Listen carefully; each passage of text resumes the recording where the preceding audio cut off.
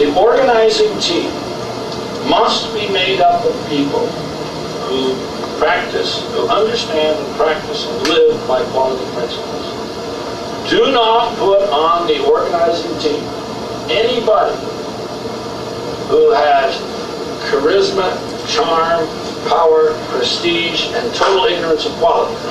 They'll drive you crazy. They will drive away the people you need. And this is sometimes very difficult. So you have to approach this, I'm afraid, in the elitist kind of way. Do not allow on the small steering committee. Now, for New York, I just don't know. But for other communities, I've said the optimum size is about 6 to 8 people. 30 is too many. 3 is too little. And the first thing I have to teach these committees is how to put the work onto other people. It sounds like you're selfish, not true. If you find things for other people to do that they can do and get satisfaction from, it's very rewarding. The worst cases are where we get some person who is an evangelist in quality, gets 3 or 4 people together, and then proceeds to do all the work himself or herself. The others drift away. They don't get any reward, any satisfaction. People need to be needed. They need the satisfaction of knowing they have contributed, and they will work very hard if, as a result of their efforts and your skill in arranging it, there's an amplification of what they did. So you have to learn to do that. It's very important. But people who are involved in quality will do that.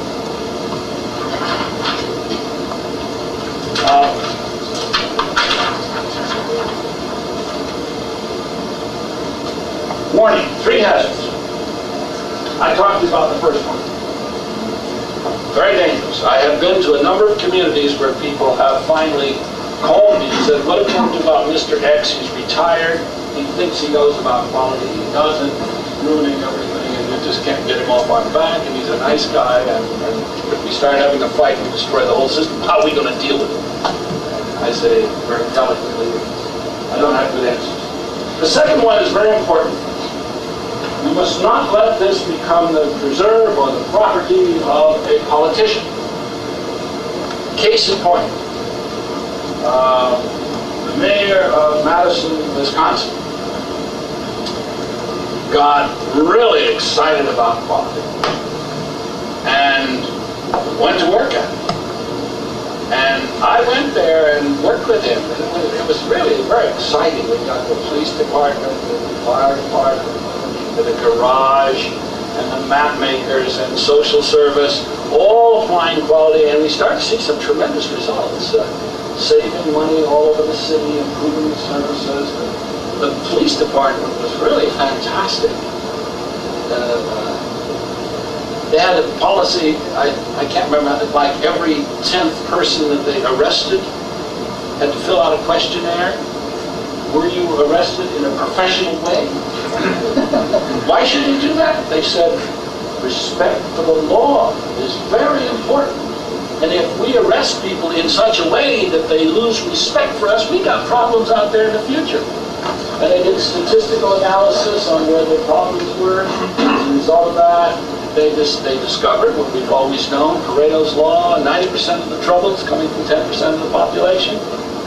And sometimes it's all in a family, and they got together with the parole people and the juvenile authorities and the schools and the welfare, and they targeted some families and went in a coordinated way and took that whole family out and worked with them. And the neighbors applauded.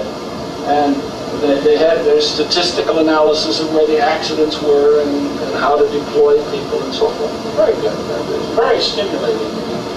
You ought to hear Chief Cooper talk about his experiences there. And the mayor, unfortunately, decided that he would promote a conference center in the middle of Madison. Great idea. Political loser. He lost the election. And his successor came in. Happens that 2 days after the new mayor took office, Deming and I were in Madison. And we met with the new mayor. I said to the mayor, I've been coming to Madison for 3 years at no cost to the city, and helping. Do you want me to come? And he said, we can't afford this quality program.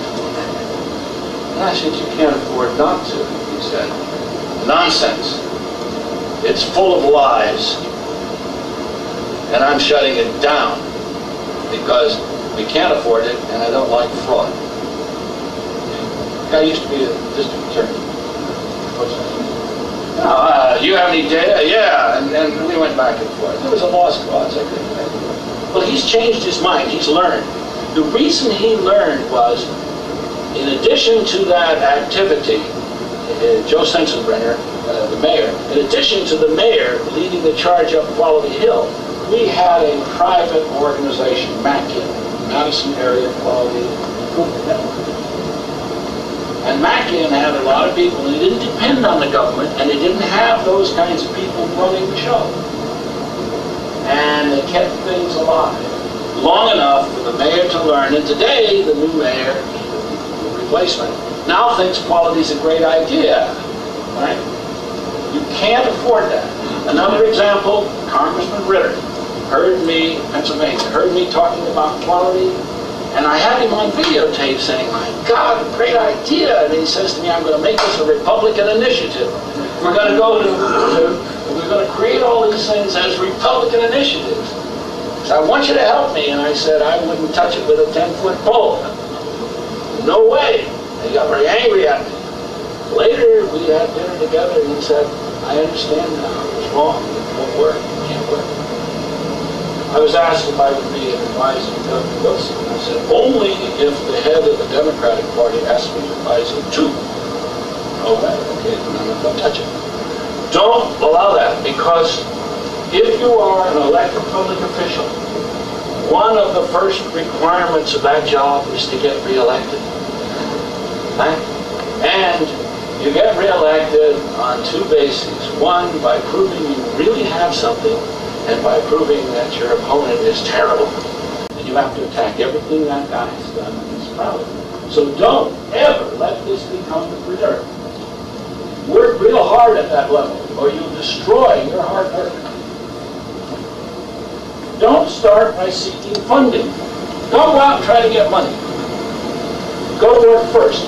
When I was asked to help the folks at Erie get started, and they'll tell you this, because they're proud of the story now. They said, the Chamber of Commerce executive said to me, listen, I'm going to get a grant from the state, and then we'll have this conference, and we'll have the Secretary of Economic Development, and maybe we can even get the governor, and we have this one and that one, and we want you to come and give the keynote address. And I said, if you get a grant, I will not come. Why? Very simple. You go get a grant, and you bend every effort required to get another grant next year. You will start to serve the granting agency. I want you to develop programs that support themselves because they appeal to the people you should be serving. And if you can't figure out how to do that, then you're not on the right track. And the way you do that is to start in and feel your way and find. And after a while, you'll begin to generate money. And you should. And maybe you can get some support to help other people, but not yourselves. And you should be able to make enough money to make this thing grow, because it's a valuable service. And if it isn't valuable to those people, then you can't fly. So, you can go to work. There's a tremendous amount of underemployed people who are eager to help, and you can tap into that. Now, you do need a little help here and there for mailing and telephone calls and things like that. That's peanuts. Let me talk about the process of getting started. This is not the only way. This is a way. And when I come to discussing New York, I will have to talk about considerable modifications of this, but the underlying principles are the same. Okay? And I want to tease you.